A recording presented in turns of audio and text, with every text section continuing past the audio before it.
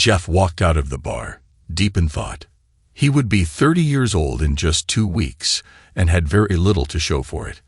There was a decent job, a string of short relationships, and a lot of bills. He never thought his life would turn out like this. He was smart, athletic, and well-educated. Although he wasn't every girl's dream, he was attractive by most standards and had his share of relationships with desirable women. Unfortunately, none of the relationships had lasted more than a few months. At this point, he was starting to worry that it was a trend without an end in sight. He considered himself a good guy and had always wanted a family. It was beginning to make him doubt himself and his future. He was having a lousy Friday night.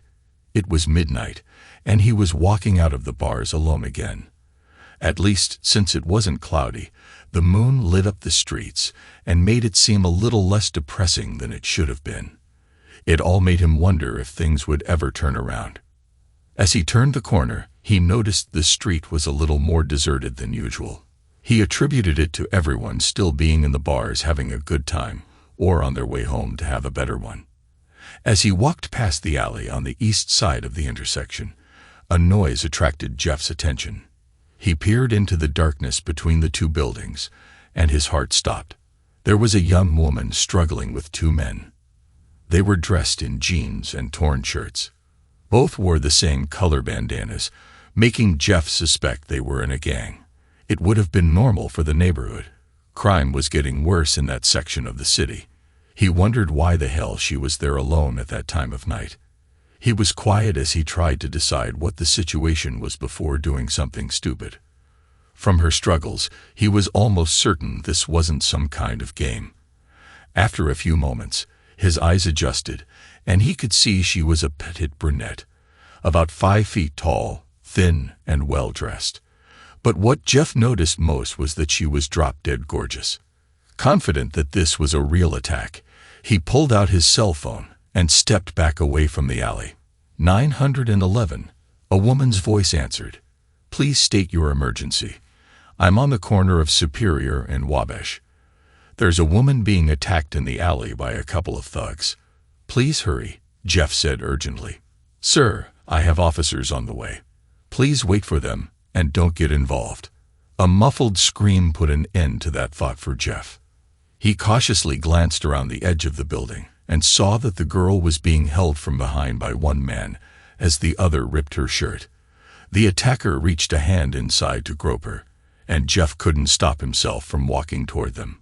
He set the phone down on a garbage can so the operator might be able to hear some of what was happening. Hey, what's going on? He demanded. The man in front of the girl whirled around to face him. You need to mind your own business. We're all friends here. The girl moaned through the hand the thug in back had put over her mouth. Jeff quickly did the math on the situation. If neither man had a gun, he was confident he had a chance. The alley was wide enough for him to maneuver, giving him the room he'd need to deal with 2 men at once. He hoped for an element of surprise on his side, because he didn't appear to be an imposing opponent. At under 6 feet tall and about 185 pounds, he wasn't going to frighten anyone based on his image. What they didn't know was the years of martial arts training he went through in his mid-20s and the tournament fights he participated in. He wasn't overconfident. His teachers had thoroughly taught him the need to have the proper amount of respect for an adversary. Any fight can be lost if you slip, turn an ankle, miss a punch, or make any one of 100 other mistakes that can happen in the heat of the moment. He also had to hope neither of the thugs was holding any surprises for him.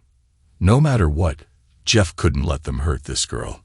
Her eyes pleaded with him for help, and he wouldn't be able to live with himself if he didn't try to protect her. When he refused to move, the man in front of her showed him the knife in his hand.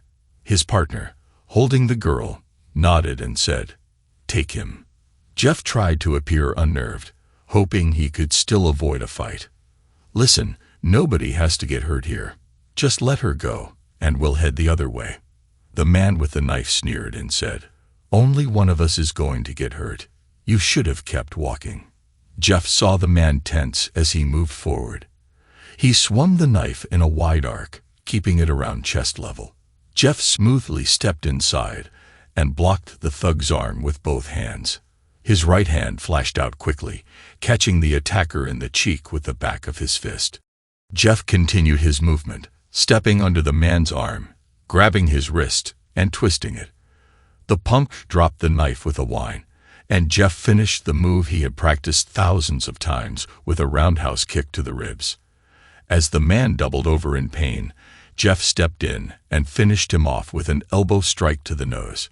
He was rewarded with a loud cracking sound and a cry of pain as the man dropped to the ground.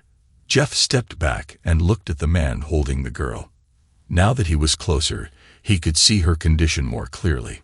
She had been roughed up, with her face showing several cuts and scratches. He still hoped to get out of this without any more violence. It was possible the girl could get hurt in the melee, or that he could lose, putting her in even more jeopardy than before. "I'm telling you, let her go, and we'll walk away. You can get your friend and go your own way. Neither of us wants to get hurt, just let her go." Jeff considered mentioning the call to the police, but worried that the thug might panic and hurt the girl or decide his only option was to take her hostage. The man looked like he was considering the offer, but suddenly threw the girl into some garbage cans against a brick wall. She fell to the ground in a heap. The thug stepped quickly toward Jeff, hoping to catch him off guard. Jeff retreated a couple of steps, trying to assess the man's proficiency with a knife. The first one was sloppy and easy, but he wasn't about to make any assumptions. Jeff guessed the man was about 6 feet tall and 200 pounds. His height gave him a slight advantage, especially while using a knife. As he stepped forward, Jeff made a dangerous gamble. He quickly slid his back foot up to his front one, raising his knee high. The man fell for it and raised his hands to protect his face, putting too much weight on his front leg. Jeff brought his left leg down with all his force, catching the other man just on the inside of his knee. The joint gave way with a sickening thud, bending to an impossible angle as the man hit the ground with a scream. Jeff stepped back to avoid a frantic swing from the prone attacker. He was trying to decide what to do about the man who was still a potential threat when he heard a startled cry. "Look out." He looked up and saw the girl staring past him with fear in her eyes. Realizing something bad was about to happen, he guessed the direction and spun quickly while stepping away. Unfortunately, he guessed wrong and felt an explosion across his chest. The pain hit him a fraction of a second later. He took another step back as he realized he was facing a new adversary, one who must have come from the street and was now wielding the knife the first man had dropped. Jeff was afraid to bring his hand to his chest.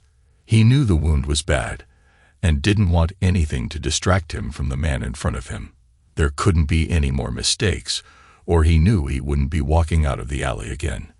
The new man made small motions with the knife, waiting for Jeff to commit himself or for the loss of blood to take its toll. When Jeff felt a wave of dizziness hit him, he decided to act immediately. If he waited much longer, it wouldn't matter anyway. He stepped forward and threw a quick jab that missed badly. This gave his opponent an opening, and he moved in with a stab aimed at Jeff's chest. This was what Jeff had been hoping for. He twisted, bringing his left arm across to push the knife wide of its target, keeping his right arm free, and he brought it across, hitting the man as hard as he could across the bridge of the nose. It caused his assailant to stumble back into some other trash cans, where he fell hard. Unfortunately, due to his injury, Jeff now lacked the strength to cause the kind of damage he had earlier. He knew the man wouldn't stay down, and didn't believe he'd be able to finish him off. Where are the police? He thought angrily. His momentary distraction was the second mistake he had hoped to avoid. Out of the corner of his eye, he saw a quick flash, then felt the side of his head erupt in pain. The force of the blow spun him into the wall. He shook his head, trying to clear the fog. When he looked up, he realized he could no longer focus. There were no more options. The fight was over, and he had lost. He faced the man who had just hit him, his first opponent, who had used Jeff's distraction with the others to recover enough to get to his feet and hit him with a pipe he found lying on the ground. The first punch he learned in his martial arts training was a unique one. The teacher wanted to reinforce how dangerous fighting could be in order to discourage students from being too eager to get into trouble. He chose to show them how to turn their hand at an angle and strike the target with the bone, just below the base of the index finger. The blow was supposed to strike the opponent in the windpipe, which would stun virtually anyone. The seriousness of the lesson hit home when the instructor explained that hitting in the wrong spot could be fatal. A misplaced strike could collapse the windpipe or cause bleeding into the lungs. This lesson stayed with Jeff, making him avoid fights whenever possible. Now, it was all he had left. He stepped in and punched as hard as he could, ignoring the throbbing pain in his chest. Whether it was skill or just dumb luck, he struck the man exactly where he intended. He was rewarded with a strangled cry as the man stumbled back to the wall and collapsed. Jeff staggered as another wave of dizziness hit him, and he realized it was becoming impossible to focus his eyes. He heard a trash can clatter to the ground, and knew that the man who had cut him was getting back up. There were no more tricks to play, so he quickly considered his final move. He decided to give the girl as much of a chance as possible. The police had to be close. He stumbled toward her and fell, pulling himself over her, shielding her with his body. "The police are on the way," he whispered. "You just have to stay safe for a few more minutes." He marveled at how hard he must have been hit. A loud ringing filled his head, rising in intensity, and he couldn't block out the noise as he slipped into unconsciousness. Suddenly, the alley was filled with blinding light. Then everything went black. The noise became a soft, repetitive tone. Jeff slowly realized he was hearing the sounds of machines operating quietly. It was completely dark, and he wondered if he was still in the alley.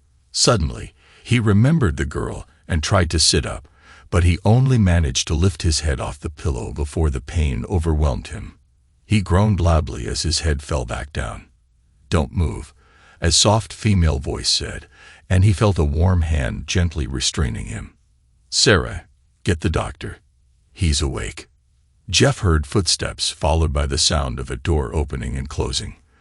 The voice returned, "Don't be afraid. You're in the hospital.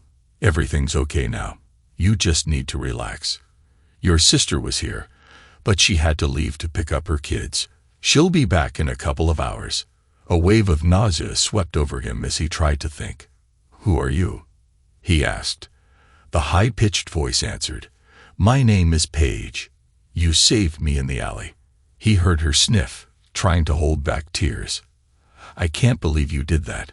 It was the bravest thing I've ever seen." Jeff felt a pair of soft hands grasp his. He tried to joke. "It wasn't that brave, trust me. I was scared out of my mind." He wondered why she didn't just turn on the light. He felt her pull his hand up to her face, and she brushed her cheek against it. "Trust me, you don't know what scared is. I don't know how to thank you. I'm just glad you're all right. When I saw all the blood, I was so afraid." Her voice trailed off. Jeff knew he had been extremely lucky. He was getting frustrated by only being able to hear her voice. He remembered how beautiful she was and wanted a chance to see her. "Paige, would you turn on the light? It would be nice to actually meet you face to face." She hesitated. "Jeff, the lights are on. We believe once the swelling goes down, your sight will return. I'm sorry, but there are no guarantees." Jeff lay there in shock as he listened to the doctor trying to sound encouraging without making any promises. The hit he had taken to the head from the pipe had caused a concussion, leading to hemorrhaging and swelling that was pressing against his optic nerve. The word temporary scared him. Nobody could say for sure if his vision would return in a week, a month, a year, or maybe never. The doctors had considered surgery, but because it could be risky, they preferred to rely on medication and time for now. His eyes were bandaged even though his vision loss was total at this point. There had been some improvement in the 3 days he had been hospitalized, but not enough to be sure he would make a full recovery. The doctor let him know that if there wasn't significant improvement in the next few days, they would have to consider surgery to relieve the pressure. The blood loss from the chest wound had almost killed him, but turned out to be far less serious than the concussion. The cut wasn't too deep, so there wasn't severe muscle damage. The doctor warned him not to try saving any more damsels in distress for a while, but said he would make a full recovery in a relatively short period of time.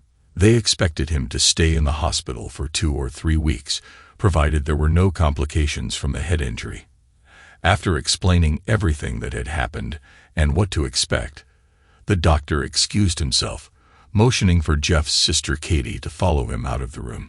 When they got back to his office, the doctor explained everything involved with Jeff's injury and his recovery. Covering the eyes isn't essential, but in a case like this, there are a few good reasons to consider it. First, he will have complete blindness for a short time, and his sight will gradually recover as the swelling recedes. Without the bandages, he will constantly strain to try and see, which can cause severe migraines.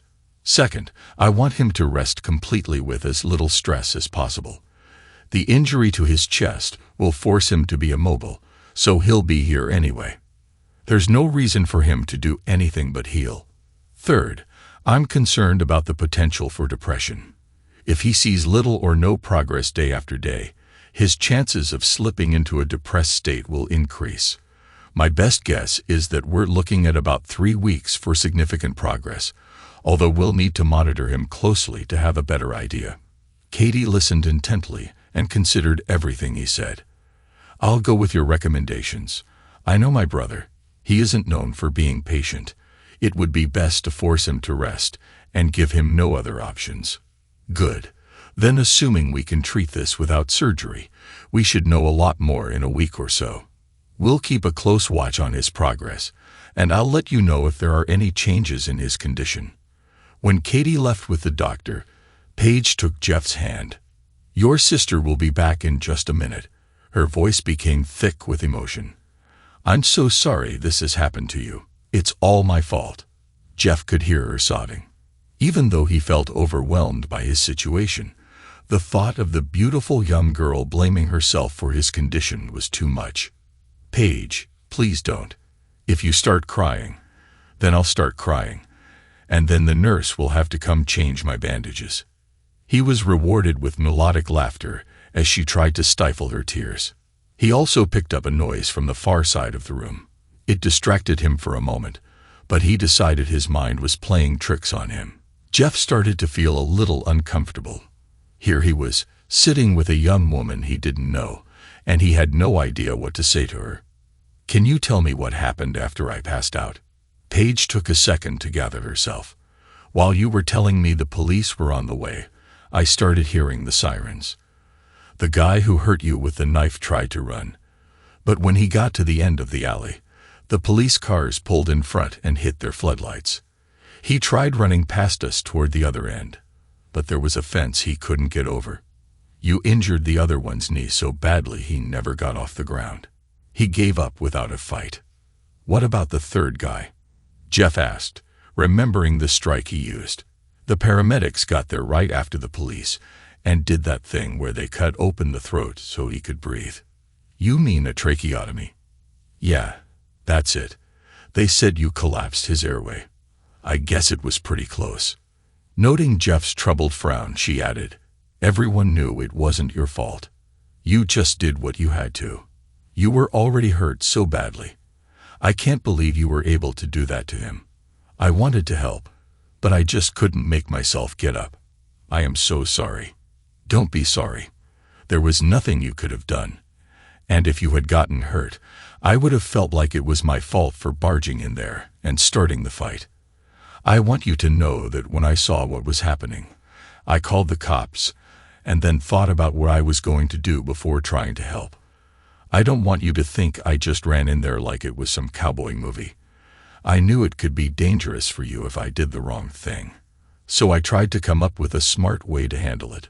When I saw them, he paused because he didn't want to upset her. Getting more physical with you, I just couldn't wait anymore. Are you all right? Paige answered immediately. I had a few cuts and bruises, but it wasn't a big deal. It scared me a lot, but my family's been here since it happened. I'm just fine, thanks to you." She paused for a moment. "Anyway, there was one cop who pulled you off of me when he saw how badly you were bleeding. He didn't hesitate. He dropped down beside you and put pressure on the cut to stop the bleeding and keep you alive. He refused to move until the paramedics got to you and took over. He stopped by several times, checking to see if you were going to be okay."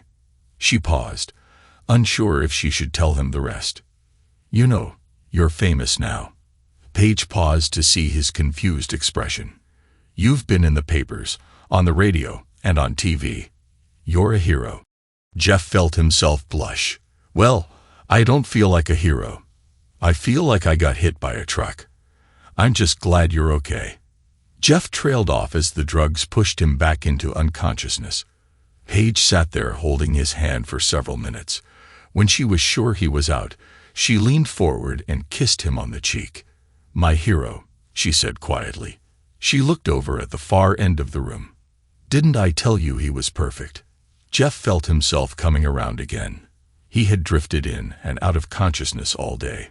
The drugs were wearing off a little, and he could feel his chest throbbing. He moaned and tried to move to alleviate the pain. "Are you all right?" he heard Paige ask. "Do you want me to call the nurse? I'm just a little sore." "Don't worry about it. What time is it?" "It's about 6 o'clock in the evening," a male voice answered. Jeff was starting to realize how frustrating his situation was. He didn't recognize the voice and had no idea there was even anyone else in the room. "Who said that?" Paige answered Jeff. "This is my dad, Stephen." He felt someone take his hand. "There are no words to tell you how grateful I am. You saved my little girl from something terrible. Anything you ever need is taken care of. All you have to do is ask." Jeff found that his condition caused him to put more stock in the way people sounded. He decided he liked this man immediately. He had a softness to his voice that showed his emotion, but there was a subtle strength to it as well. Jeff thought about what it would feel like to have the girl you raised from a baby come that close to something tragic. It must have been incredibly difficult and probably made him feel helpless as well. In an odd way, Jeff decided they had something in common. "You don't owe me anything, sir. I couldn't have lived with myself if I didn't do something. I'm just glad she's all right." "I'm glad as well." Jeff could almost hear the smile of pride as the man spoke. "You know, the nurses have been complaining to me since you came in here. She won't stay in her room, and they have to threaten her to leave yours." "She still has a room. Paige told me she was fine. Is everything all right?" "Well, she broke her wrist and has some nasty bruises, but otherwise, she's okay. They told her she could go home, but I think she's staying, so they have a harder time keeping her out of here." He smiled at his daughter as he teased her. "Dad, come on," she complained. "Jeff, don't listen to him. I'm fine. I had to stay here for observation, and I'd go crazy sitting by myself in my room. I'd just come in here and read. That way, if you need anything, someone will be here. It's the least I can do." Jeff started to get dizzy from the exertion of talking. It annoyed him that something so simple could wear him out. "Guys, can we talk later? I'm feeling a little woozy." Steve and Paige left him alone as he let himself drift off again. Despite these nice people being so helpful, he couldn't shake the dark mood that seemed to be growing. "You mean you don't want us to see him?" Paige fumed. "Dr. Walcott, that's just not acceptable." "No, that's not what I'm saying," he tried to assure her. "In cases where someone undergoes a severe trauma like the fight, it's common for them to be overwhelmed by the attention people shower on them. Since Jeff is dealing with the loss of one of his senses, it makes him especially susceptible. We don't think it's permanent," he said, then waved his hand, trying to cut off Paige's protest. "But nobody can promise him anything. It's very difficult for him to deal with, and he might feel like the attention is something that could be taken away. It's also possible he might feel like being alone sometimes. In a way, he feels responsible for you, and it would be very stressful for him to have to ask you to leave and risk hurting you. I know Katie's time is limited because of her family, so someone other than Paige should make themselves available. We have a fine staff to take care of him, but if someone is going to be a full-time caretaker, it should be only one person. He needs someone he can identify with. They would also need to not be easily offended when he's honest about his feelings. My biggest concern is still him drifting into a depression, so I'd like there to be someone he can talk to or just sit with when he doesn't feel like talking. But we need to keep that attention somewhat limited to avoid making him defensive. They all sat for a minute, trying to decide the best way to handle things. Finally, the young blonde woman in the back stood up. "All right, that's going to be me." Dr. Walcott couldn't stop himself from smiling. He hoped she would volunteer. He had been very fond of her since he met her almost 8 years ago. Her charity work at the hospital proved she had the ideal temperament and sense of responsibility to handle the situation. More than that, helping someone like Jeff might be just what she needed too. Jeff stirred, trying to rouse himself. He appreciated the drugs keeping the pain away, but constantly being half asleep was beginning to grate on him. "So, are you with us again?" came a soft, feminine voice. "Who's there?" Jeff asked, tiring of having to repeatedly ask the same question. "My name is Sarah. I'm Paige's sister. I've been around, but it's hard to talk to you with her hovering." Jeff laughed at her insightful statement. He had the same thought several times. To avoid offending Sarah, he just said, "She can be determined." "That's my sister, determined and impossible to discourage. You know, she has the biggest crush on you," she said, leaving Jeff struggling for an appropriate response. "Don't be too impressed with yourself. Before you, it was the guy who ran the roller coaster at the amusement park." He laughed uncontrollably until his chest hurt again. He used his new attention to listening and decided this was someone he instantly liked. He wasn't sure if there was anything to this listening thing, but it somehow seemed right. "I never did ask, how old is she?" "Well, Casanova, she's 18 and a freshman in college." "Why? Are you interested?" Jeff could hear the mirth in her voice at his expense, but instantly realized she was only teasing him. "Sorry, I think that might be a little young for me. I only got a quick look at her in the alley. She is very pretty, but I didn't have any idea how old she actually was." With the mention of the alley, his mood darkened. "I'm sorry, I didn't mean to be insensitive." "Please," she replied. "The last thing you have to worry about with me is being insensitive." "You're right, she is very pretty. She was homecoming queen, head cheerleader, and even received requests from a local modeling agency. Dad wouldn't even let her consider it. She was going to college." She paused awkwardly. "Like me," she finished quietly. Jeff was almost certain she was hinting at something difficult because of the tone of her voice. He decided it was best to change the subject. "The thing in the alley is just so awkward. I'm glad I was there to help, but I always feel like I'm going to say something that will make her relive it. I'm just not sure how I should handle it. She's such a sweet kid. I don't want to say anything to hurt her." Sarah cringed as the doctor's words were proven true so quickly. "I understand. Don't worry about what to say to me. I'm not exactly the type to take offense." She tried to sound casual but still made sure he understood her point. "Say whatever's on your mind, or you can relax, and I'll catch up on my reading. I'm here because I'm the one without commitments." She quickly realized that didn't come out the way she intended, so she added, "Everyone wanted to be here to make sure you were okay. I just had the most availability." They talked for almost an hour before he was finally exhausted. She peppered him with questions about what he liked, what he had been doing before that night, and assured Jeff that he should tell her if he needed anything, including privacy. The only thing she didn't do was talk about the alley or how grateful she was for him saving Paige. He wouldn't be able to understand how thankful she was anyway. As he drifted off, he realized his bad mood from earlier was gone. He was honestly glad she had kept him company. The next day, at 5 o'clock sharp, Sarah arrived at Jeff's room. "Hey, good look. How are you feeling today?" Jeff smiled as he realized how good it felt to hear her voice. "I'm a lot better than before. I think I've finally gotten past this stupid in and out of sleep thing. I've actually been staying awake longer and have even been able to listen to the news." Paige was right. They've mentioned me several times. It's so strange to hear somebody talk about me like that.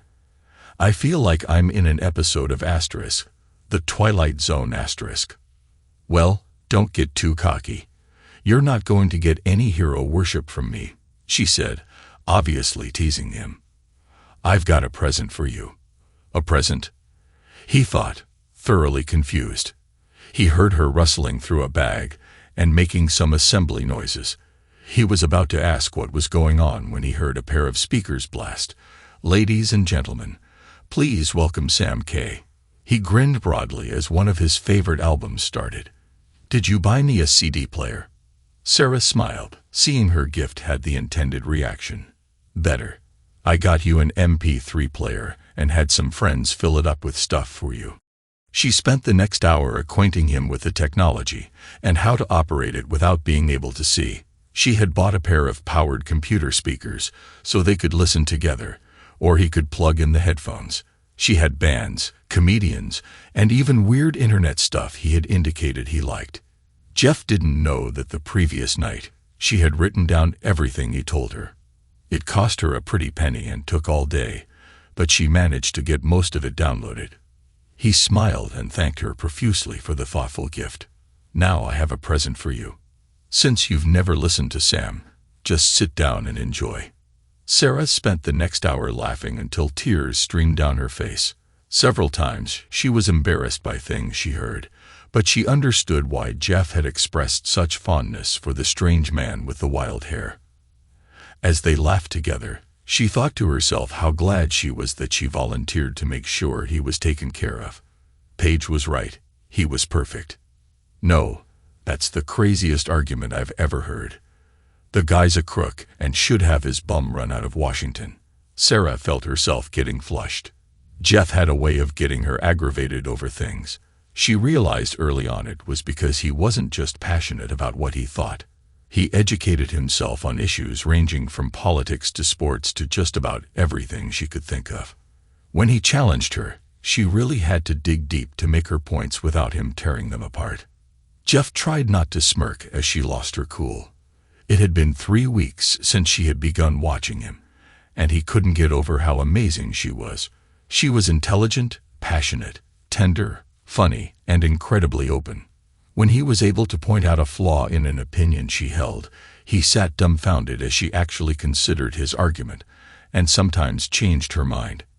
He had rarely met anyone so willing to be open-minded about their opinions. She had told him she didn't like comedians who worked blue the first night with the MP3 player. She didn't make it through 45 seconds of Sam's concert before he actually heard her snort. He loved the way she laughed. It was so full and without any consideration for propriety. They actually forced a nurse to come in and ask them to keep it down. Now they were having another political debate. He was an independent, uninterested in the politics of an issue, but focused solely on what he considered the truth. She was a confirmed Democrat who found it hard to believe that someone could make her rethink positions she'd held for years. To Jeff, the best part about their debates was how heated they could be without any hint of acrimony. When they finished a discussion, she'd probably tell him he was awesome, and then they'd check out a new comedian or movie. He knew they'd laugh and joke until it was time for her to leave. Then he'd have to go to sleep without her. He hadn't told her how hard it was for him when she left. It had only been a few weeks, and he warned himself it was at least partially because of his condition. But he was hopelessly infatuated. He didn't say anything because he didn't want to scare her off. She was like his lifeline to the world. He could be in a bad mood, and she'd listen patiently. If he was happy, they'd laugh and debate politics. If there was a game on, she'd watch while he listened, often with her cheers drowning out his. Most of all, when she wanted to talk, he was thrilled to listen. He wanted to know every detail about her. She was fascinating. The only time he hit a wall was when he talked about her past. He suspected she had been divorced. There was a point in the past she'd talk about, but not a day further. Jeff wouldn't push her because he didn't want to force her to relive something painful. He didn't want to think about such a truly good-hearted person having to deal with hardship. He had never felt this way about anyone and had been trying to figure out a way to ask if she was interested in more.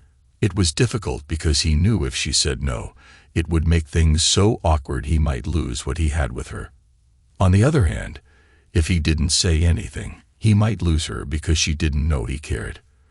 The bandages were supposed to come off in a few more days, and the doctors thought he'd be leaving, one way or another, within a week. Once he was out, he was afraid she might drift away. Jeff didn't want to use his situation to make her feel sorry for him. But he also realized that she had committed to visiting him every day while he was there, and he might never have that chance again. Suddenly, he realized she had been talking to him, but he hadn't heard a word. "Hello, is there anybody in there? I said if you could actually take a stand on principle, maybe you'd see why you were wrong." Sarah's smile faded as she noticed something wasn't right. She never got the impression he wasn't listening. He was the most attentive person she'd ever talked to. True, part of it was his status as a captive audience, but Jeff was completely genuine. She didn't doubt he would be the same anywhere. "Sarah, I really like you. Once I'm out of here, could I take you out?" Jeff held his breath. He couldn't believe he actually said that out loud. He hadn't meant to. It just tumbled out, and now it was too late to take it back. There was a painful silence. In reality, it wasn't long, but to him, it felt like hours. "Jeff, I'm sorry," she began. He didn't even hear the rest. There was a pounding in his head as he realized he had just ruined everything. He was so embarrassed. He misread her. Since losing his sight, he found that he was really good at picking up on people's intentions and thought he knew Sarah's. "Now what do I do?" He fought helplessly. "Jeff, please understand, I really like you. But it's just not possible," Sarah said on the verge of tears. She had been dreading this for over a week. She could tell how strongly Jeff felt for her, but it was nothing compared to the way she felt. The question was how to let him down easily. He couldn't know why she wouldn't date him. She couldn't force herself to have that discussion. She just hoped they'd make it through him getting out of the hospital. Now she knew that wasn't a possibility. "Look, Sarah, I shouldn't have put you in that position. I'm sorry. I think I should be alone." He felt so stupid. Here he was, lying flat on his back, completely helpless. How was she supposed to answer him? If she said yes, it might have been out of sympathy. If she said no, he just made her feel like a monster. Now he had to ask her to leave because all he could do was lie there. She tried to talk to him, but he insisted she leave.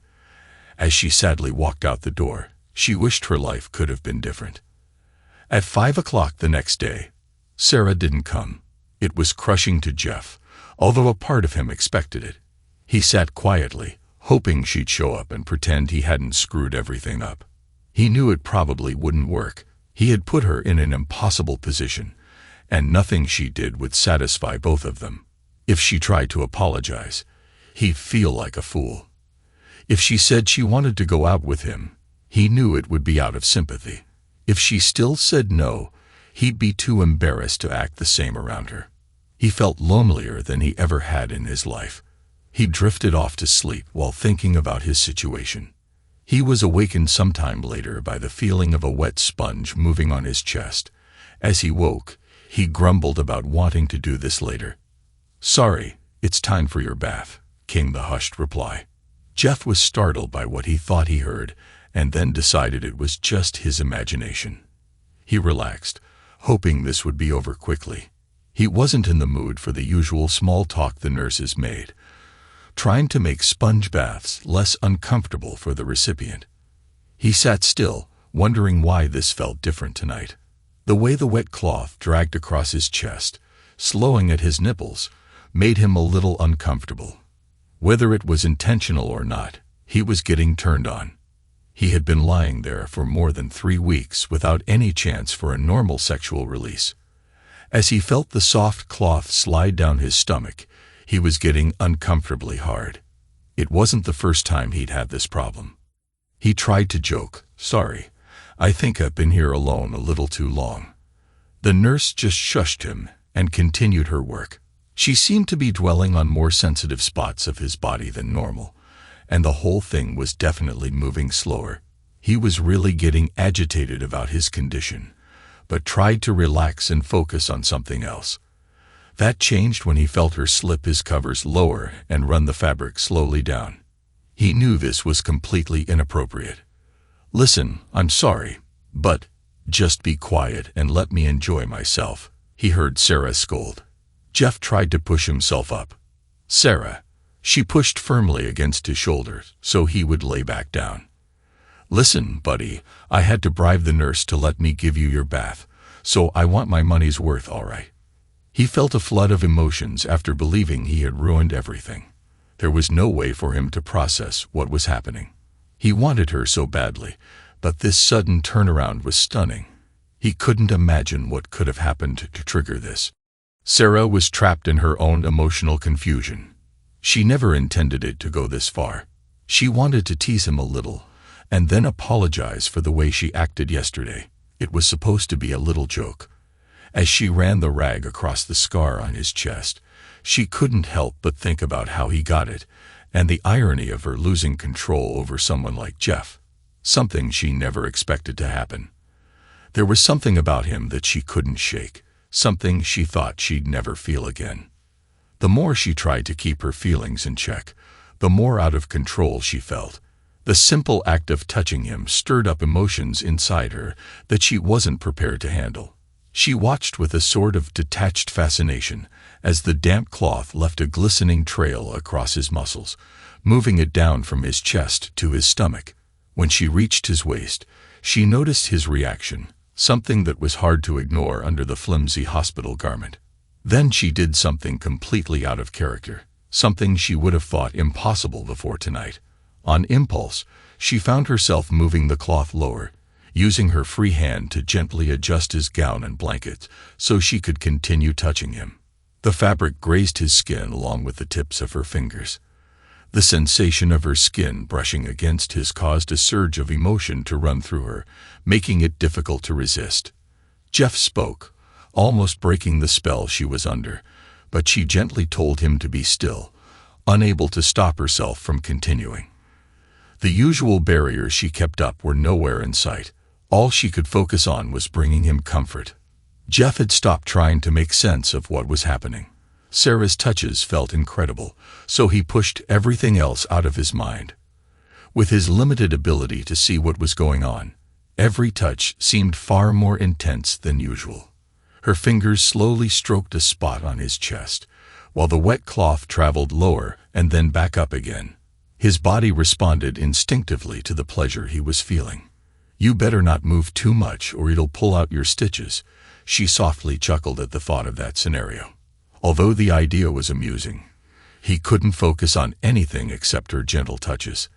There was an awkward, almost innocent quality to her caresses. "Are you sure this is what you want?" Jeff asked, suddenly worried that if she went too far, it might push her away again. "I don't want you to," he started to say, but he groaned as he felt her warm breath, sending a shiver through him. He gripped the edges of the bed, feeling like he was in the middle of a sweet torment. When she finally touched him again, it was so soft and quick that he almost thought he imagined it. He held his breath, hoping it would happen again. When it did, he couldn't remember ever feeling so captivated. "Oh, Sarah, that feels so good," he murmured. His body responded, and she took it as encouragement. Her confidence seemed to grow, and she continued what she was doing with more assurance. As his breathing settled into a regular rhythm, he felt the cloth moving across his chest, assuming she was cleaning him up. She moved up his body, kissing him lightly on the lips before laying down against him with her head on his shoulder. They sat together in silence for a while. Finally, Jeff couldn't stand the uncomfortable silence any longer. "Sarah," He spoke softly. That was wonderful. I just don't understand what happened. You said, well, you know. He trailed off, struggling to find the right words. He heard her take a deep breath, knowing she wasn't sure what to say. Whether she was searching for the right words or the right explanation, he couldn't tell. Jeff, I don't know how to explain it. I wanted you to know how I really feel about you. I guess I got a little carried away. I hope you don't mind. She finished with a light laugh. She kissed him on the cheek, then pulled away. Jeff couldn't see her smile, but he could sense it was there. I guess that wasn't the worst surprise I've ever had. He tried to sound jovial and confident, but couldn't shake his confusion. He had no idea where this left them, and was afraid to ask. The last thing he wanted was to make things awkward again. They held each other quietly until she excused herself to go to the bathroom. Slowly, he sat up while she was gone. His chest still hurt, but it was better. He leaned back and relaxed, trying to figure out his next move. He didn't want to say the words even in his own head, but he knew exactly how he felt about her. She seemed to feel the same, but there was something wrong. Was she afraid this was some sort of Florence Nightingale crush? If that's what she thought it was, how did her actions make sense? I need to stop being a coward and just be myself, he quietly scolded himself. What's that, Jeff? He heard her voice back in the room. I was just annoyed with myself for putting you in that position yesterday. I am sorry. I like you, but it wasn't fair for me to put you on the spot. I'm glad you came back tonight. He paused, then added with a smile. Part of me is extremely glad. He took her gesture as a sign that he wouldn't push the issue of them dating, at least for now. Well, I'm glad I came back too, she said, kissing him on the cheek. Things are still complicated for me, but I wanted you to know I do care deeply for you. I just got a little carried away. I never imagined myself doing something like that, she said, her tone betraying her sincere surprise. There was an uncomfortable silence as they each tried to think of what to say next. Jeff decided it would be best to take the pressure off her. How about if we just listen to the new album you got me? That would be nice, she said gratefully. His considerate gesture reminded her of just how special Jeff was. She thought he'd want to talk about things between them, which frightened her because she had no answers. Like always, he seemed to know exactly what she was thinking. There simply wasn't a frame of reference for her to deal with his insight and compassion. She sat next to him and resisted the urge to hold his hand. They talked quietly about nothing for the rest of the night. When she left, she still wasn't sure if she had done the right thing but was happy about it anyway. She wondered if he'd ever understand just how nervous she had been. Hi, Jeff. I was wondering if you'd like some company, an unfamiliar voice said, rousing him from his thoughts about what to say to Sarah. Well, I guess, Jeff said cautiously. Who are you? My name is Don Williams. I'm a police officer. I was there the night you were in the fight. Are you the officer Paige told me about, the one who saved me? He asked hopefully. I don't know if saved is the right word, Don said humbly. I was just in the right place at the right time. Paige told me that you held me together with your bare hands until the paramedics got there. I'd say saved is exactly the right word, Jeff said gratefully. Okay then, you're welcome, the policeman conceded. I just wanted to make sure you were all right and see if there was anything you needed. Jeff stammered. I was wondering about the fight in the alley. No one has talked to me about that yet. I was kind of nervous. Is everything all right? Geez, Don said, laughing. You think anyone is looking to charge you for what happened? I had friends asking me if the story was really true. You're a hero. I know, Jeff interrupted, frustration evident in his voice. Seriously, if she had gotten hurt or worse, nobody would be calling me a hero. They'd be saying I was a stupid vigilant. I'm lucky as hell things turned out as well as they did. I guess, came the reply. I thought you showed a hell of a lot of guts going in there. Everybody knows you called 911 first and tried to talk your way out of it. Nobody thinks you were being a hot dog. if that's what you're worried about." Jeff visibly relaxed, and the two men slipped into an easy conversation. An hour later, when Don announced he had to leave, Jeff felt disappointed. For the first time since the alley, he actually felt on even footing with someone. He was in awe of the story Don had shared. There was little about being a policeman that Jeff had really understood. When he stood up to go, Jeff asked, "So, you're sure I'm not going to be in any trouble?" Those guys were human trash with a long record. If you hadn't stepped in, everyone knows that girl was going to have something horrible happen to her. Trust me, you don't have anything to worry about. When Don left, Jeff realized he felt much more at ease about things. At the same time, he knew there was something that had been bothering him for a while. His talk with Don had brought into focus exactly why it had been upsetting him. The problem now was figuring out if there was anything he could do to change it. Jeff was deep in thought. Sarah had been there a little more than an hour, but he wasn't in a good mood despite her presence. "Are you okay?" she asked. "I don't know," he said honestly. "It's just one of those days. I'm not sure why, but I've been trying to sort things out." "What sort of things?" Sarah asked nervously. "Don't worry," he said, trying to reassure her. "It's about me."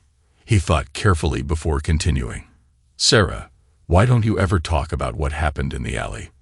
Sarah was caught off guard. She stammered a reply. I just thought you'd talk about it if you wanted to." "Okay, let's say I want to. Do you buy into all this hero nonsense?" "What you did for Paige was the most unselfish thing I've ever seen," she said firmly. "You were lucky to come out of it alive. If that's not being a hero, I don't know what is." "I want to say something, but I don't want you to get the wrong idea." He paused, trying to collect his thoughts. "I don't think I'm a hero, and in some ways, I'm ashamed of myself." When he was greeted with shocked silence, Jeff continued, "Firemen run into burning buildings. The police protect people daily. Soldiers risk their lives. That doesn't even count the people who take care of the sick and feed the hungry." He paused, looking frustrated. "You know what I mean?" Sarah had no idea where he was going with this. "So, what are you saying? You have to save people a lot to be special?" Jeff shook his head. "No, I'm saying people are defined by their actions." He paused, trying to collect his thoughts. "Sarah, do you believe in redemption?" "Sure, don't you?" she replied. "I don't know.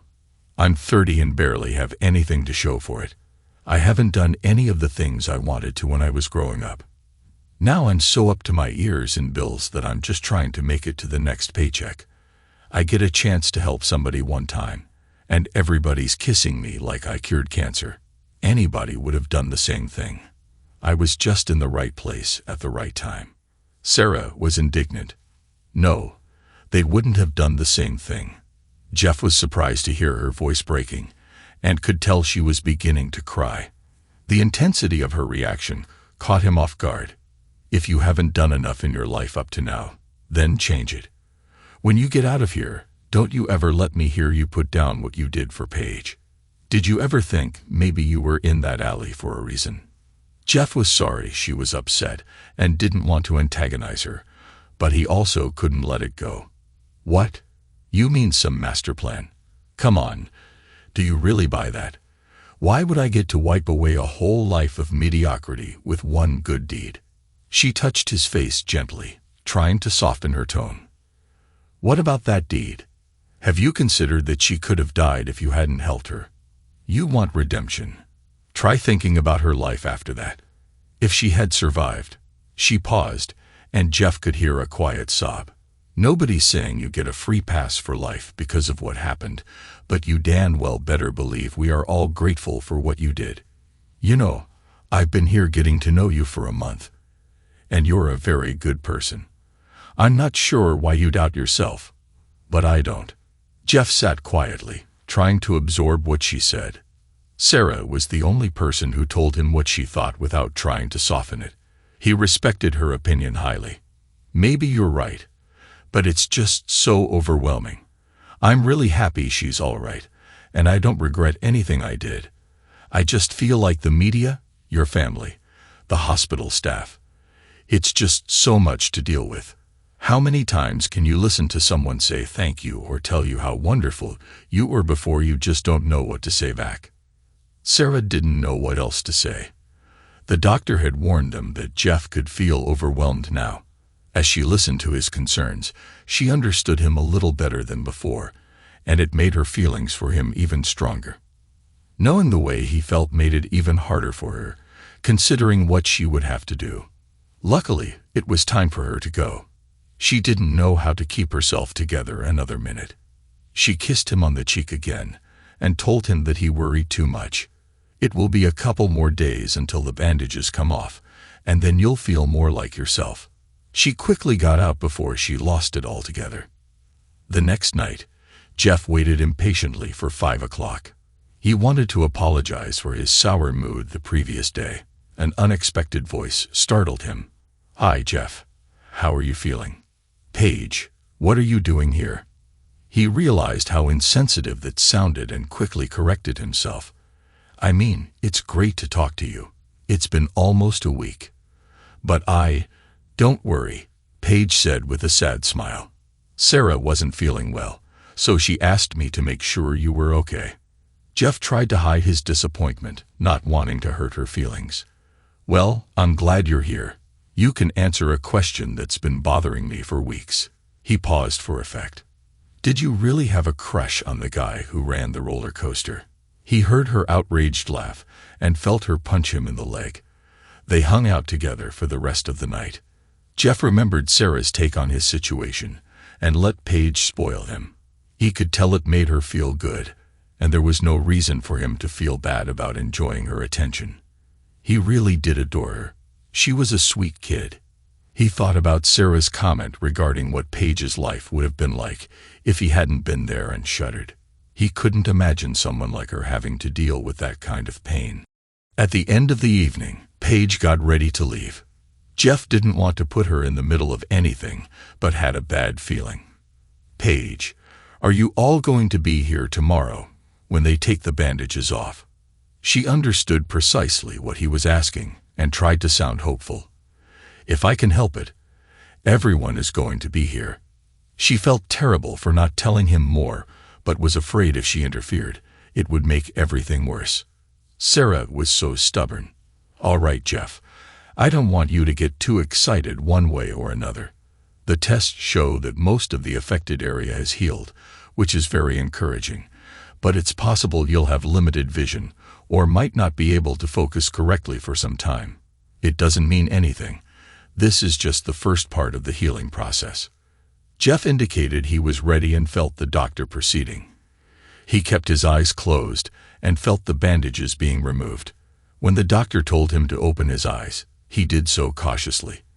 At first, the light was so bright he couldn't focus at all. There was a stab of fear, but he held it together, remembering the doctor's warning. Soon, his eyes adjusted, and he tentatively looked around the room. It was a little fuzzy, but he saw his sister, the doctor, and Paige, who looked even more beautiful than he remembered from his quick glance in the alley. "Wow," the young woman said nervously. Sarah wasn't kidding. "You really are beautiful." Paige gave an excited squeal and threw herself into his arms, crying freely. Jeff was tempted to tell her it hurt like hell to have her crash into his chest, but he couldn't bring himself to spoil the moment. As he looked around the room, he saw her father, a distinguished-looking gray-haired gentleman of about 50. Although he was older, he was in remarkable shape. Jeff thought he looked like the kind of man who was fully capable of watching out for 2 daughters. He noticed that Stephen was hugging Katie. The only thing missing was Sarah. "She's not really sick, is she?" Jeff asked, already knowing the answer. Paige couldn't look him in the eye.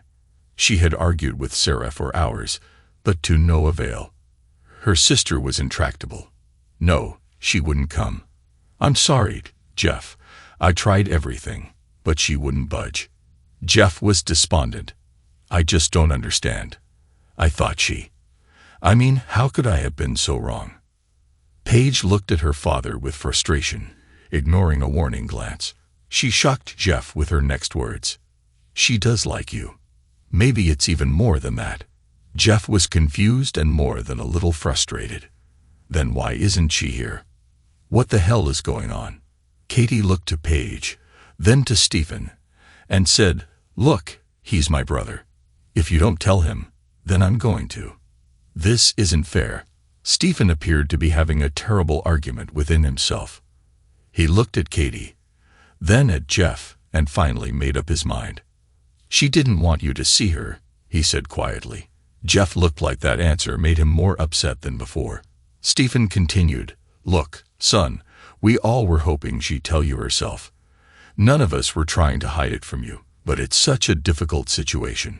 Jeff started to really get upset as the tap dance continued. "You're obviously going to have to tell me, so just do it. This guessing game is just making it worse." When he saw the man cringe, Jeff regretted his words. This was obviously very serious and incredibly difficult for him to talk about. No matter what frustration he was feeling, there was no need to make this harder for him. Paige couldn't take it anymore and just blurted out, "They were so happy when you saved me. No one wanted me to end up like her." She covered her face and burst into tears. What the hell is that supposed to mean? Jeff had a sinking suspicion, but couldn't bear the thought. Stephen finally spoke again. "Jeff, when Sarah was in high school, she was sexually assaulted." Jeff felt like he had the wind knocked out of him. This had to be some kind of cruel joke. Then he remembered the wall she would put up when discussing the past, and everything suddenly made sense. "What happened?" he mumbled, wishing he didn't want to know. Paige moved to her father, putting her arm around him for support. Jeff felt twice as bad for snapping at him earlier. A father having to explain something like this must be horrible beyond words. "She was grabbed off the street on her way home from school," Stephen said, his voice breaking. "The sick son of a bitch forced her into his van." He stopped and wiped at his eyes with the back of his hand. When he saw he couldn't continue, Paige took over, trying to ease his pain. When she finished with him, she was furious. She's always been a fighter. She spit in his face and told him how weak a man he must have been to grab a girl off the street. He was so angry he cut her. "What do you mean, he cut her?" Jeff asked, unable to process the information. Katie couldn't stand to see either of them relive this. "Honey, he cut her face. She has a terrible scar, all the way from above her ear to the middle of her chin." Jeff thought about the conversation they'd had about Paige and what her life would have been like, realizing painfully that Sarah was talking about herself. He thought about all the clues that had been there, but he had never noticed. The thought of the pain she must have suffered was unbearable. Finally, he couldn't take it anymore and bolted from the bed. He almost made it to the bathroom before he began vomiting. After a moment, he felt a hand on his shoulder and heard his sister's voice. "Are you all right?" "No, I'm not all right." "Why the hell didn't you tell me?" "I feel like such an idiot." "What exactly was I supposed to tell you?" "That the lovely young woman who looked after you every day had a scar." "Would that have made any difference to you?" He thought for a moment. "No, but what if I said something to hurt her?" "I had no idea." That was the whole point. The reason the doctor wanted someone other than Paige to look after you was because you weren't supposed to worry about anyone but yourself. If you had been worried about hurting her feelings, it would have stressed you out.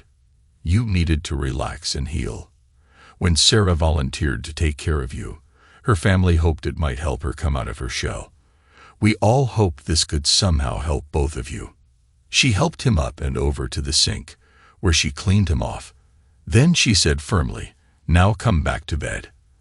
After she helped him, he tried to decide what to do next.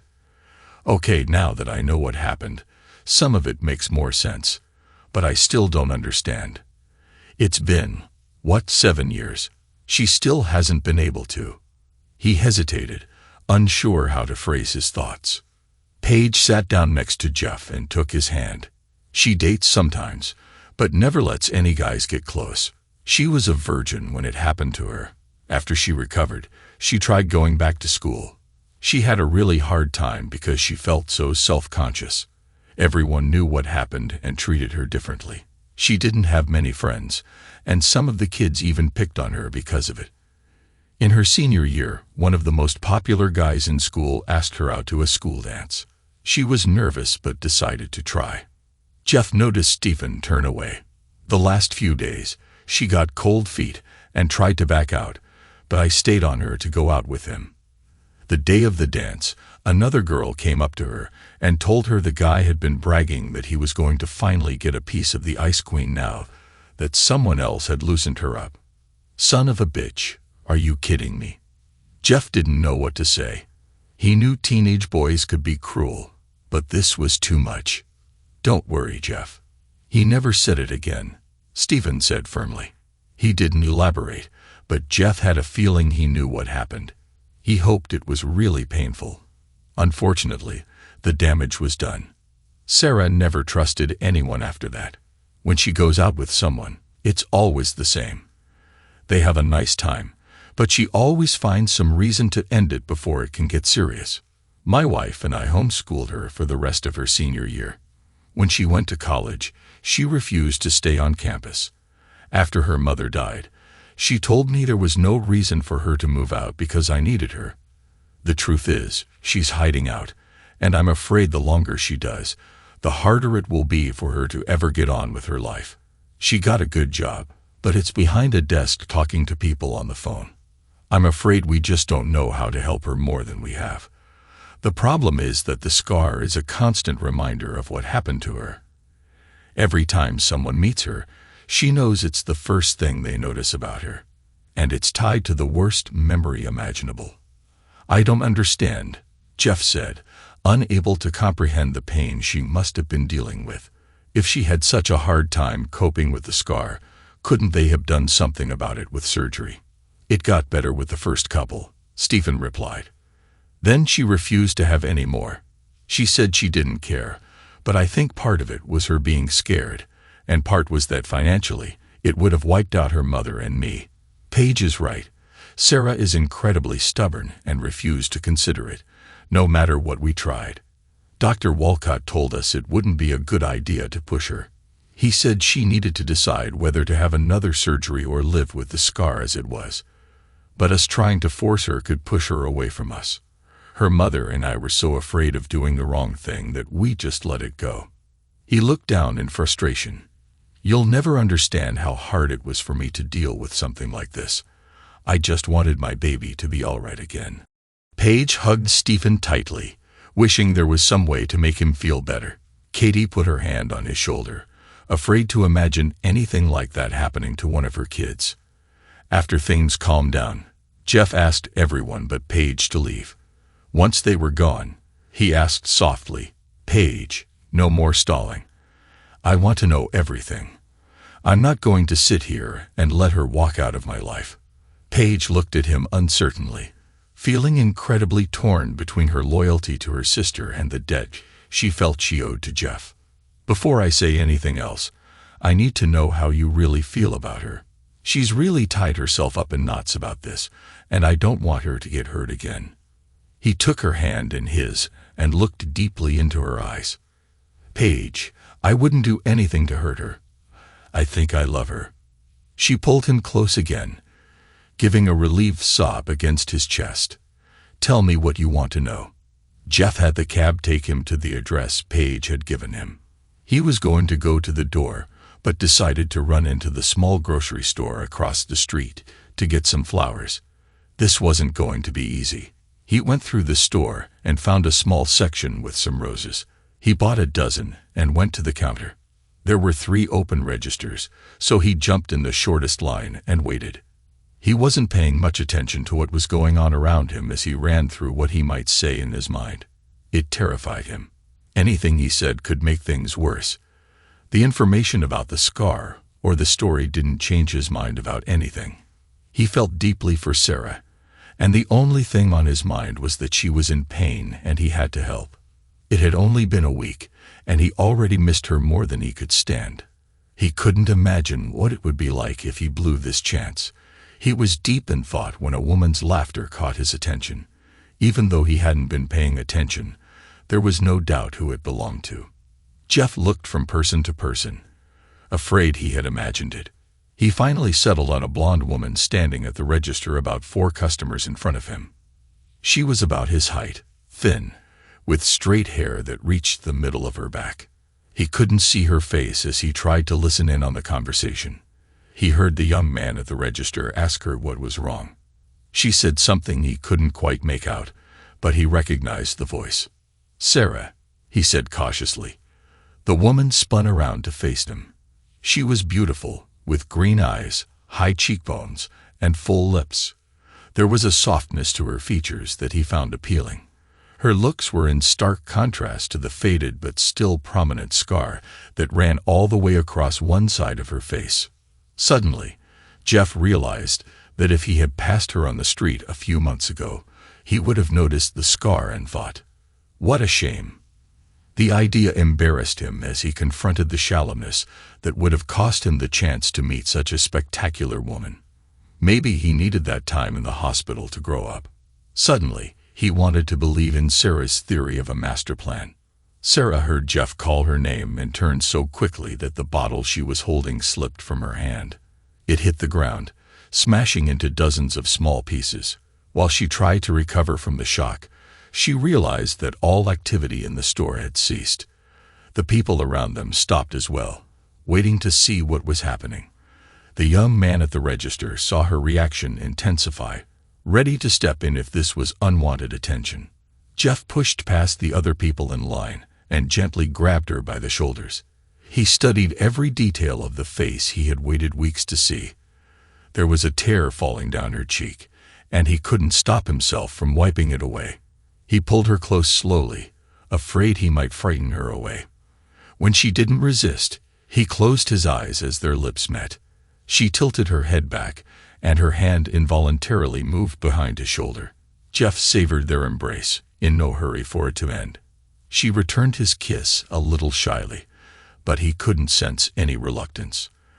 Their kiss intensified as he held her with one hand and ran the other through her hair. He was just beginning to lose himself in the feeling of her soft lips when they were both startled by the sound of applause. Jeff broke away first, finally realizing that they were the center of attention. He turned back to Sarah, intending to ask her to go somewhere more private. To his dismay, she pushed away. "Jeff, I'm sorry. I can't," she said as she turned and ran from the store, pushing past the people in front of her. It took him a second to recover. By the time he reached the door, she was crossing the street and running up the stairs of her apartment building. "Sarah, please stop," he yelled. Jeff had to wait for several cars to pass before he could cross. When he finally saw an opening, it was too late, and she disappeared into her building, pulling the door shut behind her. He buzzed her apartment for 15 minutes, but she refused to answer. Dejectedly, he turned and walked back to his car, not knowing what to do next. As he sat in the waiting room, Jeff tried to keep some spark of hope alive. Sarah obviously had feelings for him. The way she returned his kiss left no doubt about that. The problem was getting past the wall she had built up over the years. She had evidently made up her mind that she would be better off without him, or maybe she thought he would be better off without her. Either way, he resolved not to give up without a fight. A pleasant-looking young woman sitting behind a desk caught his attention. "Dr. Walcott will see you now." Jeff walked through the door, and the doctor rose to greet him. "Jeff, you're looking well. How can I help you?" "Paige told me to talk to you," Jeff said. "She said you helped Sarah through her recovery and have stayed close with her over the years." The doctor frowned. "Jeff, I can't talk to you about what I discussed with the patient. You understand that, right?" Jeff met the doctor's gaze firmly. "I'm not asking you to breach any privilege, but I need to find some way to get through to Sarah. If you're as close to her as Paige said, you must have an idea of how to help me. She hasn't been your patient for years. There has to be something you can tell me. I am crazy about her, and from what her family says, she feels the same way about me. She just won't give me the chance to get close to her." Dr. Walcott sat quietly, trying to choose his words carefully. Well, I can talk to you in general about the way trauma victims feel. The victim of a sexual assault can have a wide variety of reactions. Some become insatiable with their desires, trying to fill a void in their emotions with the act of sex. Some even crave degrading acts because they feel unworthy of anything better. Some, he paused, looking directly at Jeff to indicate his meaning without saying it aloud, retreat into themselves. They are afraid of being rejected to the point of making themselves miserable rather than risk being hurt. Dr. Walcott continued. Some part of their behavior can be attributed to the guilt they feel. Guilt? Jeff asked uncertainly. How could she feel guilty about something like that? The doctor nodded. It sounds illogical, but victims of trauma often struggle with feelings of guilt. Control is a matter of perspective. Son, in some victims' minds, they continue to question if they made all the right choices. If they had done something differently, could they have avoided what happened? Everyone in their life is exposed to their trauma, so sometimes they feel like they're responsible for everyone's pain. Jeff absorbed the doctor's words with a heavy heart, feeling Sarah's struggle more deeply than ever. This is incredibly difficult to cope with, and it's why therapy can be so important, Dr. Walcott continued. In Sarah's case, she has a permanent reminder of the event because of her scar. Every time she meets someone new, she knows the first thing they notice is tied to the most traumatic event of her life. To be honest, I think she uses it as an excuse to keep men at a distance. She hates it, but it's also part of her defenses. Okay, Jeff responded thoughtfully. So that explains why she hasn't dated much. But what about me? She already knows I care about her. And I know she cares about me. What happened to her doesn't change the way I feel about her. I already know the real Sarah, and she's wonderful. The doctor nodded his agreement. She is a remarkable young woman, but in a way, you are more of a threat to her than anyone. He paused as Jeff shot him a confused look. She knows you had feelings for her before you found out about her past. Now that you know, I'm sure she's afraid you might reject her. She's probably also worried about you being too nice to walk away, even though you might want to. I wouldn't be surprised at all if she has talked herself into believing that your pursuit is based on pity, which would be even more devastating to her. Jeff clenched his fists, feeling anger and helplessness rising inside him. So let me get this straight, Jeff said, starting to get angry. If I blow her off, it's because I'm a jerk. If I try to get close to her, she thinks I'm still a jerk, but don't want to look bad. How the hell do I deal with that exactly? Dr. Walcott looked sympathetic but firm. How do you deal with that? Patience, Jeff. Patience and persistence. Great. Now you sound like a shrink, Jeff said, clearly frustrated. Jeff, I can't give you any magic words to make things better, the doctor said gently. If I knew them, I would have used them with her 7 years ago. She is such a special young woman that it kills me not to be able to help her. I watch her every week, wondering if there is something I could think of. With a sudden realization, Jeff's head jerked up to look at the doctor. What do you mean, every week? This time, it was the doctor's turn to look confused. She volunteers here every Monday and Friday in the children's ward. She has for years. I would have thought her family would have told you that. He was surprised when Jeff abruptly rose and headed for the door. Sorry, Doc, I've got to go. Sarah walked into the hospital, lost in her thoughts. It was her first time back since her last night with Jeff. She had missed 3 of her volunteer shifts in a row and wasn't going to miss another, no matter what. Some days, it felt like the kids were the only reason she got out of bed. People often complimented her on how caring she was for spending time with sick children. The truth was, her time with the kids did as much for her as it did for them. She had taken 2 days off work after her encounter with Jeff. It was so unsettling that she had no idea how to begin dealing with it. Part of her wished he had never come looking for her because of all the emotions it had stirred up. Another part of her wished he hadn't left. She sat by the window of her apartment for hours, hoping he'd come back and wondering if she could have forced herself to talk to him. Jeff was a very good man. It was incredibly unfair to him, and she knew it. How could he have any idea what she wanted when she didn't know herself? Paige had tried to help, but Sarah had been angry with her sister for interfering and let her know it.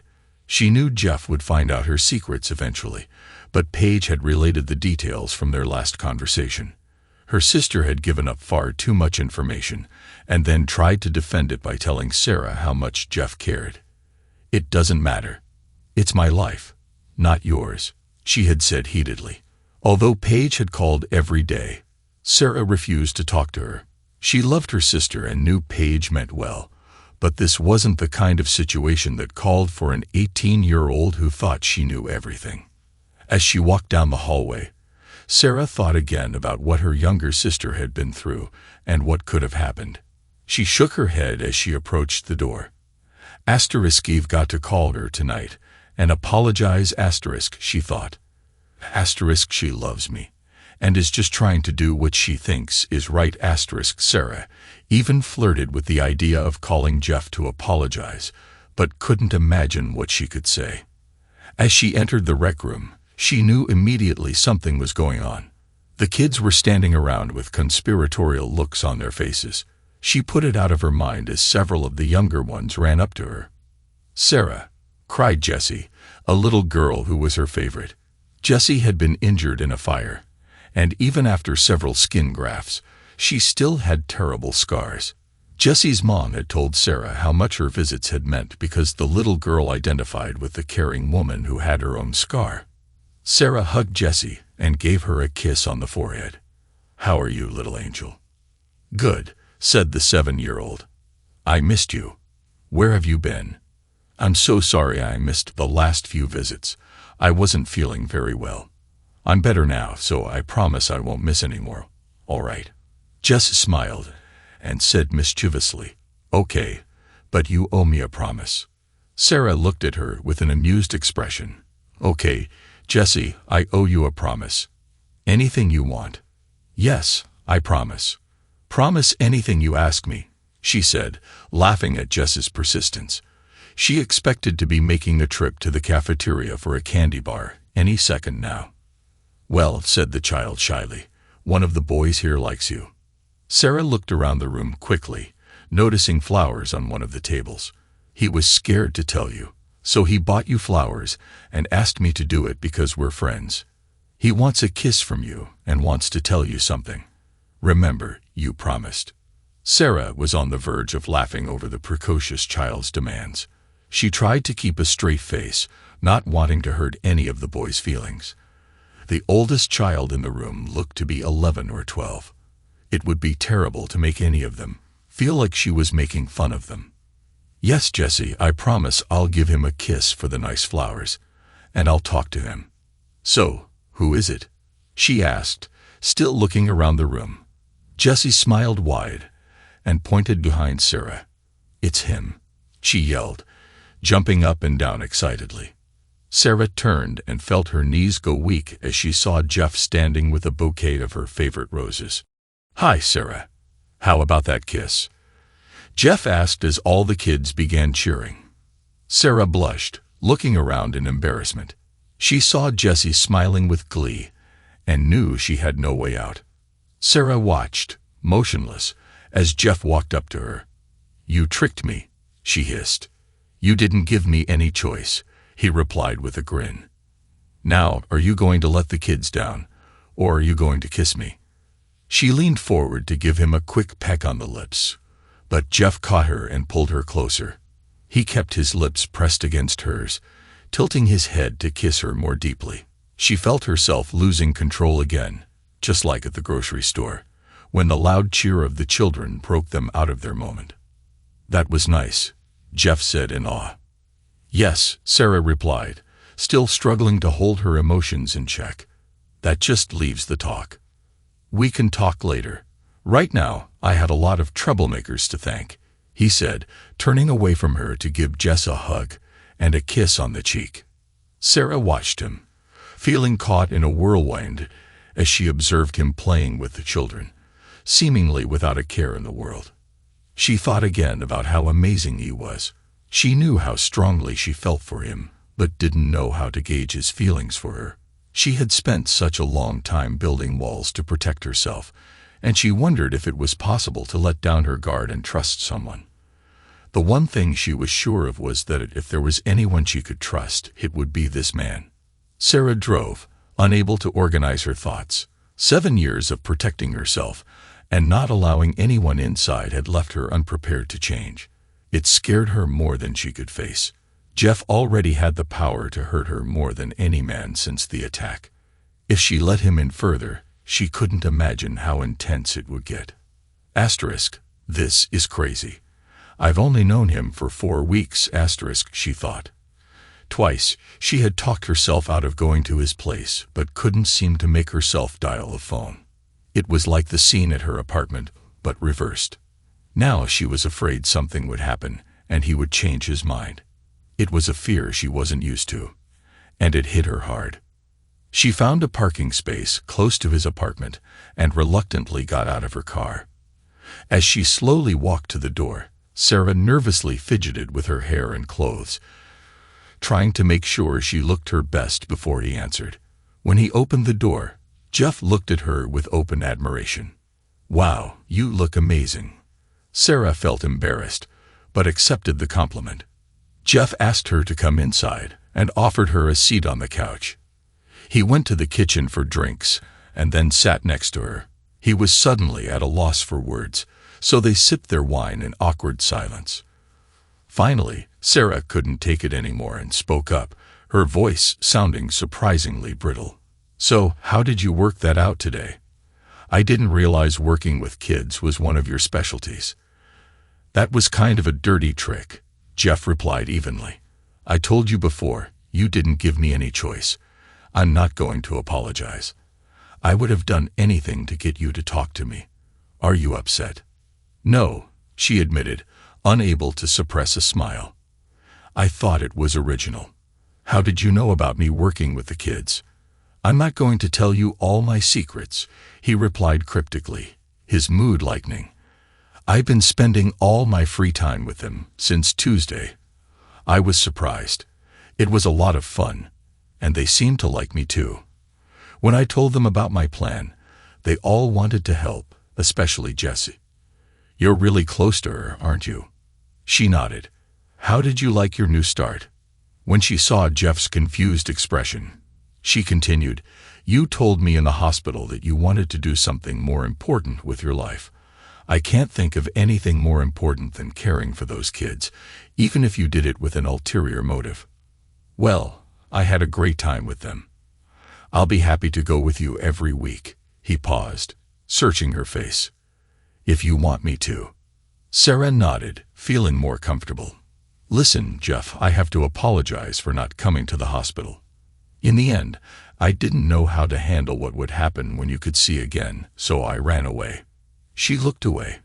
"I guess I've been doing that for a while." He took her hand gently. "So my question is, are you ready to stop running? I don't want to push you to talk about anything until you're ready, but I want you to know you can trust me. I don't know what else I can do to make you see that I'm right where I want to be, and I'm not going anywhere." Sarah sat quietly for a moment, her eyes downcast. "I can think of one thing," she said quietly, unable to look him in the eyes. "That night at the hospital, I did something I've never even considered doing before. It made me want more," she confessed, her voice breaking.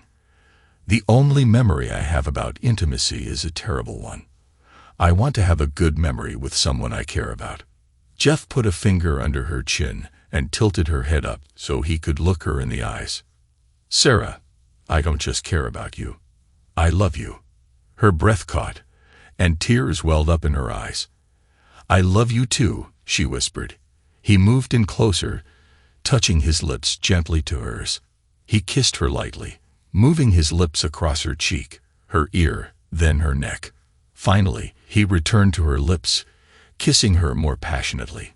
He felt her lips part and gently began teasing them with his tongue, encouraging her to reciprocate as his fingers caressed her cheek.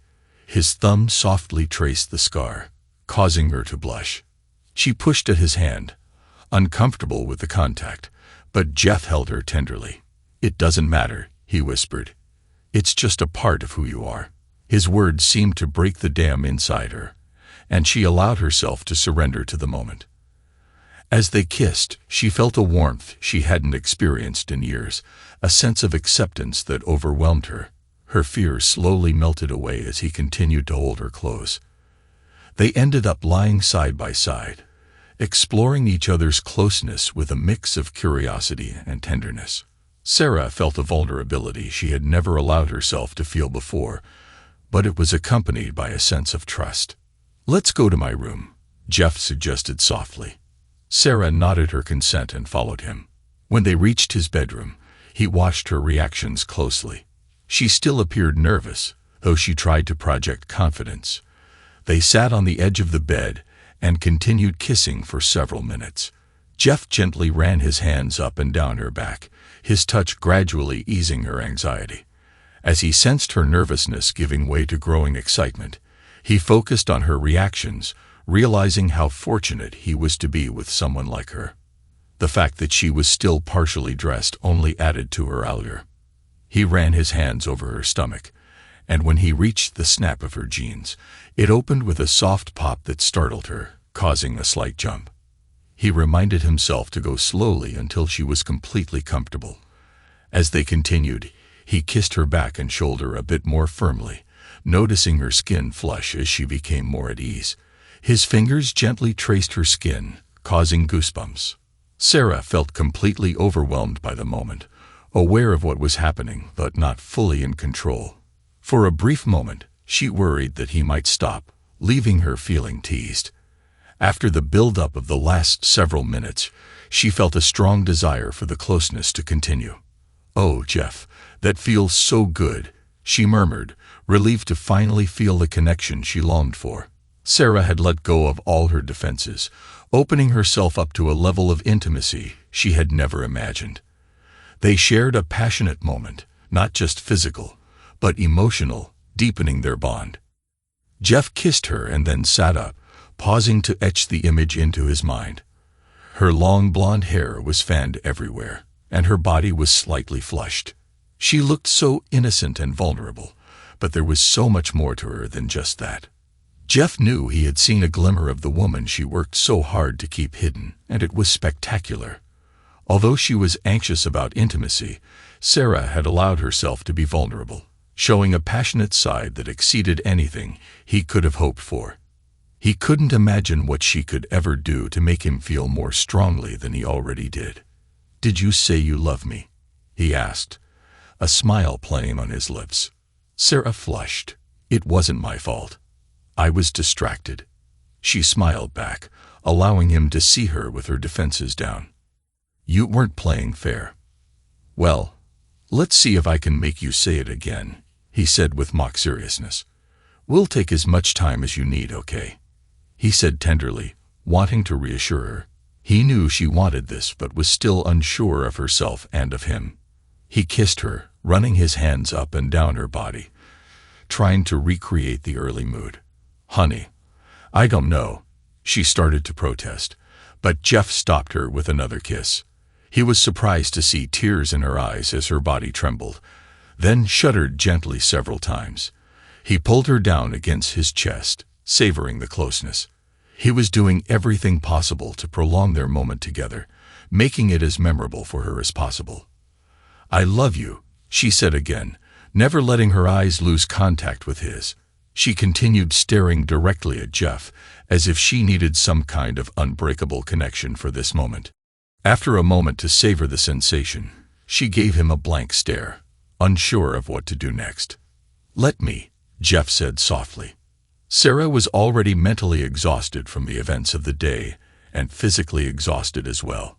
Her breaths were coming in short, uncontrollable gasps, offset by soft sounds of contentment.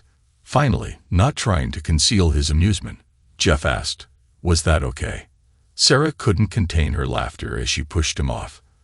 "I guess it will do for now," she replied playfully. Her expression turned serious. "Jeff, I meant what I said. I love you. I didn't think I could ever feel like this about anyone. When I tried staying away from you, I felt like I was dying. I'm so glad you didn't give up on me. I meant what I said too, he said with equal seriousness. I tried to deny it in the hospital because of the situation, but I knew it right away. I've never met anyone like you. The time you were gone made me realize I didn't want to be without you. I know how hard it was for you to trust me, but you won't be sorry. He kissed her softly, savoring the taste of her lips. They held each other for a long time, almost drifting off to sleep, when they were startled by the sound of his phone. A quick check of the caller ID showed that it was Paige's cell phone. After a moment to savor the sensation, she gave him a blank stare, unsure what to do next. "Let me," Jeff said softly. Sarah was already mentally exhausted from the events of the day and physically exhausted as well. Her breaths were coming in short, uncontrollable gasps, offset by soft moaning sounds. Finally, not trying to conceal his amusement, Jeff asked, "Was that okay?" Sarah couldn't contain her laughter as she pushed him off. "I guess it will do for now," she replied playfully. Her expression turned serious. "Jeff, I meant what I said.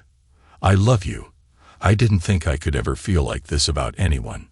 When I tried staying away from you, I felt like I was dying. I'm so glad you didn't give up on me." "I meant what I said too," he said with equal seriousness. "I tried to deny it in the hospital because of the situation, but I knew it right away. I've never met anyone like you. The time you were gone made me realize I didn't want to be without you. I know how hard it was for you to trust me, but you won't be sorry." He kissed her softly, savoring the taste of her lips. They held each other for a long time, almost drifting off to sleep, when they were startled by the sound of his phone. A quick check of the caller ID showed that it was Paige's cell phone. "Hi, Paige," Jeff said wearily. "What's up?" "What's up?" she said angrily. "You were supposed to call me to let me know what happened. I've been sitting here on pins and needles for an hour. Did you talk to her?" "Listen, sweetie, now's not really a good time. We talked, and things look good. Can I call you tomorrow?" "Tomorrow?" she asked incredulously. "How do you expect me to wait until tomorrow? Please, Jeff, you have to tell me something. Is she okay?" Sarah's head was on Jeff's chest, allowing her to listen in on the conversation. She heard her little sister's barrage of questions. It was obvious Paige wasn't going to let Jeff off without more of an explanation. She reached over and took the phone away from him. "Hey, sis," Sarah said, looking at him with a mischievous grin. "Jeff's a little worn out right now. He's going to have to answer all your questions tomorrow after he's had some rest." There was a long pause on the other end. "You mean you too? You did it?" Paige finally managed to say. "Yes, nosy. Do you think you could manage to keep this one to yourself? I know Dad likes Jeff, but this might be a little too much information," Sarah said, winking at him. She was about to continue teasing her sister when she heard a sob on the other end of the line. "Paige, are you all right?" she asked. "I wanted this so badly," the younger girl cried. "I just wanted you to be happy. I told you he was the right guy for you." "Oh, sweetheart," Sarah said, suddenly ashamed of herself. "I'm sorry I yelled at you last week. I understand you were just trying to help. If you hadn't butted in, I might not be here right now." "Thank you. Come over here tomorrow morning, and we'll tell you everything, all right? Besides, I owe you a giant hug, little sister." Jeff put his arm around Sarah's shoulder when he saw tears in her eyes. He took the phone away from her. "Paige, now you've made your sister cry. I'm going to have to figure out some way to distract her," he said, flashing Sarah a playful grin. "I think we'll tell you the rest when you get here in the morning. Then maybe we'll all go out with your dad for dinner and figure out what to tell them." He smiled, picturing the uncomfortable conversation, but one he believed would make Stephen very happy. He watched Sarah close her eyes as his soft touches started another wave of sensations. He turned his attention back to the phone. "Paige, not too early, okay?" Thanks to everyone who took the time to listen to today's stories. If you enjoyed it, please consider liking and subscribing if you haven't already. Feel free to share your thoughts on the events in the comments below. Take care.